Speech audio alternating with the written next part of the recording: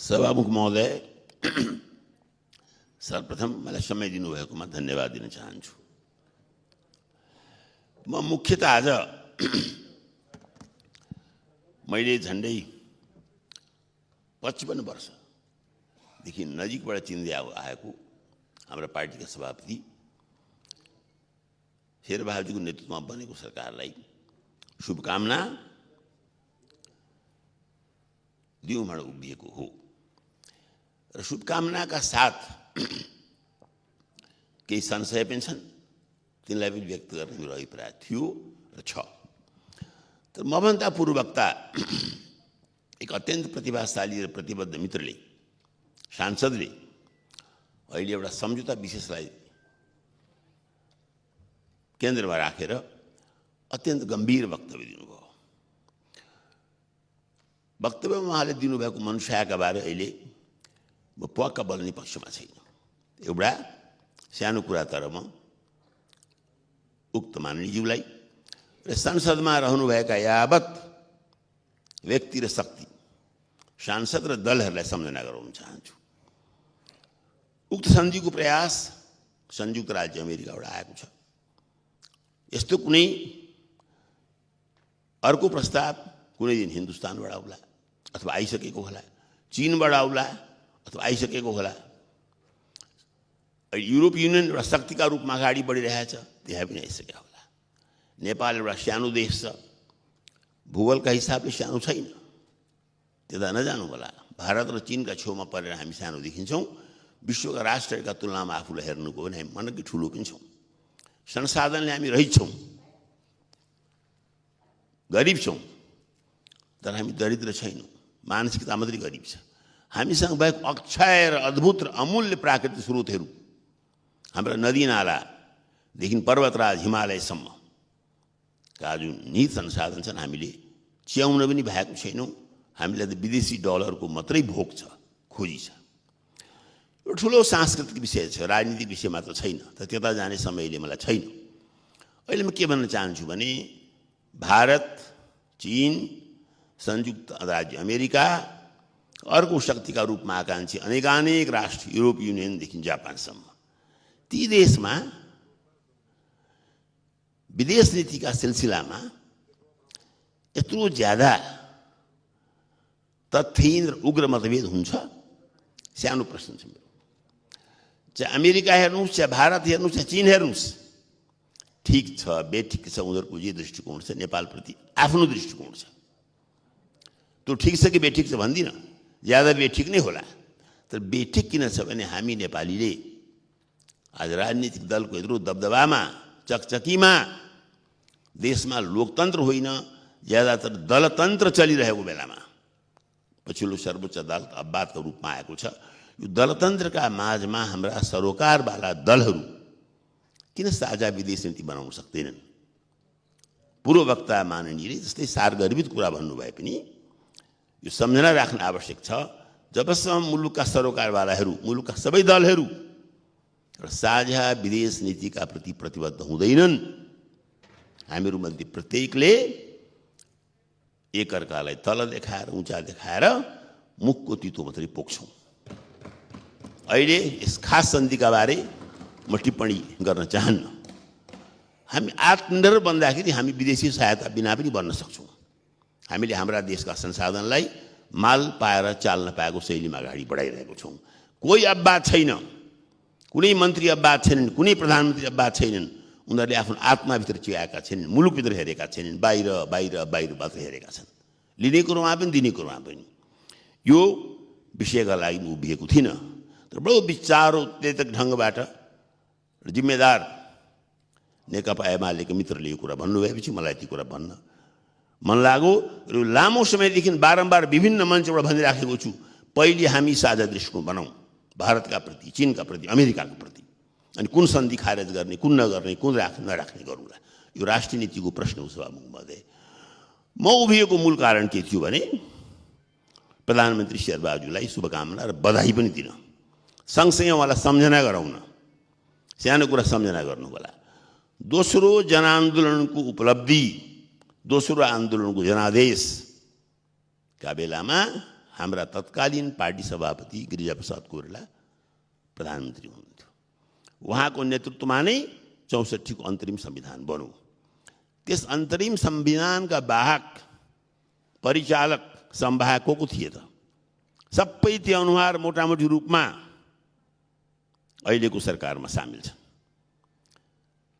दीर्घकालीन सशस्त्र जनसङ्घर्ष थाल्नु भएर अन्ततः 12 बुँदे सम्झौतामा पुग्नुभएका नेकपा माओवादीका नेता सभामुख समेत त्यस्ता नेतृत्वमध्ये हुनुहुन्थ्यो।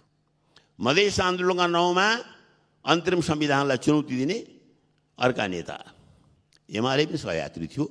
तर एमालेको त्यस समयको नेतृत्व र कदाचित अहिले पनि कार्यकर्ता पङ्क्तिमा टाउको गन्दा सांसदभन्दा बढी हैसियत राख्ने वर्तमान यस गठबन्धनका सहयोगी पूर्व प्रधानमन्त्री कमरेड माधव नेपाल सबै यहाँ छन् अहिले। र सँगसँगै दलको तानाशाहीभन्दा माथि उठेर विवेक प्रयोग गर्ने कतिपय स्वतन्त्र सांसद पनि।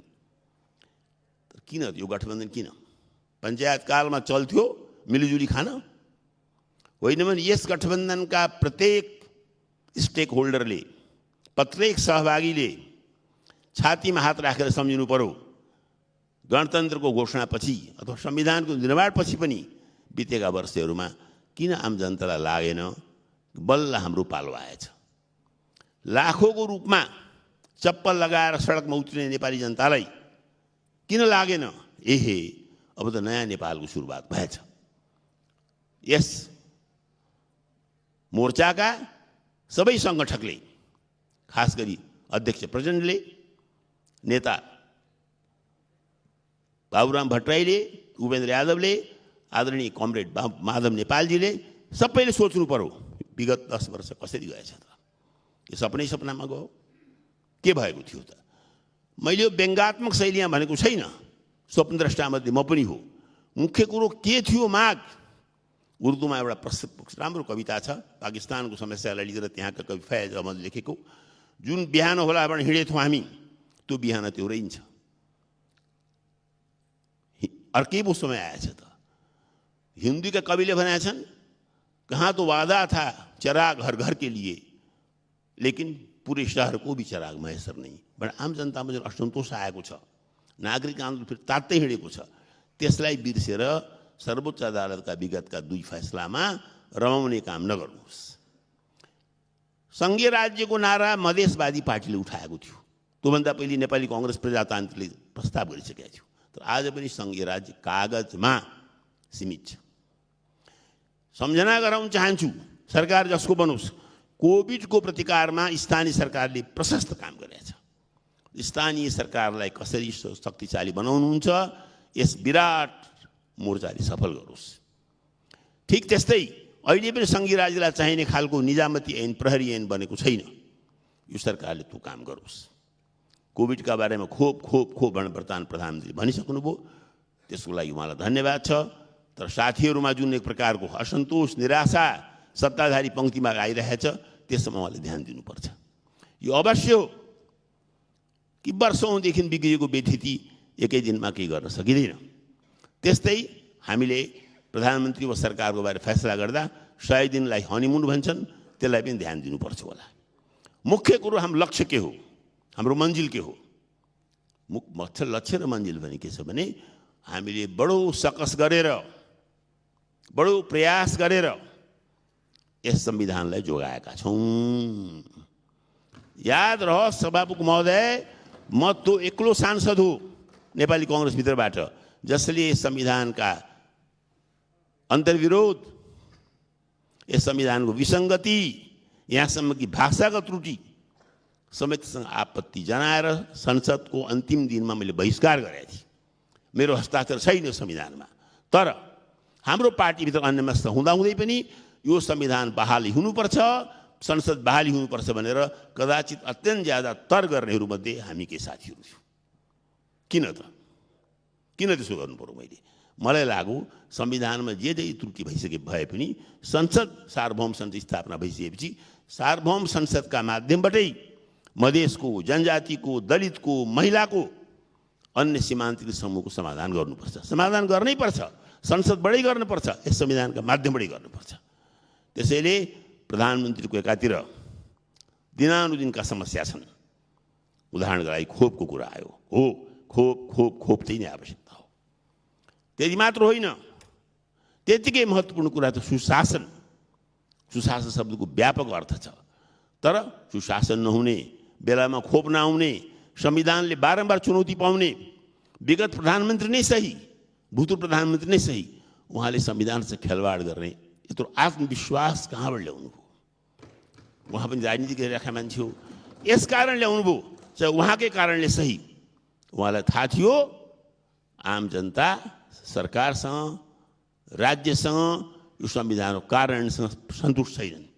त्यसैले म यस सरकारलाई, यस सरकारका प्रमुखलाई, प्रधानमन्त्री शेरबहादुरजीलाई र यस सरकारलाई सहयोग गर्छु, भर्ते गर्छु भनेर भर्ते गर्दै हिँड्नुभएका अन्य नेताहरूलाई के भन्न चाहन्छु भने, पहिली एकातिर खोपलाई सम्झिनुहोस्, एकातिर आम जनताले दिनानुदिन भोग्नु परेका समस्या सम्झिनुहोस्, त्यसलाई प्राथमिकतामा राख्नुहोस्। र अन्तमा एउटा बडो शब्द प्रचलनमा थियो, सभामुख महोदयले पनि शब्द बडो प्रयोग गर्नुभयो होला, फ्युजन फ्युजन फ्युजन। 62-63 को आन्दोलन भनिन्थ्यो। दुईटा व्यवस्था देख्यौँ, 5 वर्षमा एकपल्ट चुनाव गर्ने, अखबार छाप्न दिने, मनपरी गाली गर्न दिने, भोट पनि गराउने, लोकतन्त्र भन्ने। मान्छे भोका छन्, नाङ्गा छन्, मरिरहेका छन्, त्यही पनि लोकतन्त्र। अर्कोतिर एकदलीय व्यवस्था चलाउने, त्यसलाई नयाँ जनवाद भन्ने, तर सानो आन्दोलन पनि नगरी सोभियत युनियन हट्नुपर्ने। चीनको भविष्य पनि के हुन्छ थाहा छैन। यी दुईटालाई फ्युजन गर्ने नाममा हामी एक भएका थियौँ। गिरिजाप्रसादको नेतृत्वमा विश्वास गरेर नेकपा माओवादी मधेसवादी सरकारमा आएका थिए। त्यो फ्युजन विगत 15 वर्षमा हामीले कन्फ्युजन बनाएका छौँ।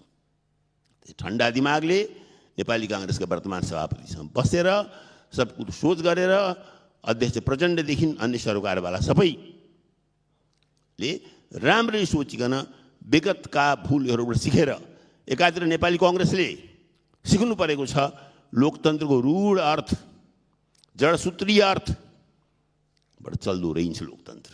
लोकतन्त्र भनेको 5 वर्षको चुनाव मात्र होइन, लोकतन्त्र भनेको लेख्ने बोले आजादी मात्र पनि होइन, लोकतन्त्र धेरै गहिरो कुरा हो। मैले यहीँबाट चेतावनी दिएको थिएँ प्रधानमन्त्री ओलीलाई, लोकतन्त्र भनेको सङ्ख्यातन्त्र होइन। मैले राजीव गान्धीको उदाहरण दिएको थिएँ, इन्दिरा गान्धीको उदाहरण दिएको थिएँ। लोकतन्त्र सङ्ख्यातन्त्र होइन भन्ने कुरा पूर्व प्रधानमन्त्री ओलीले बुझ्नुभयो।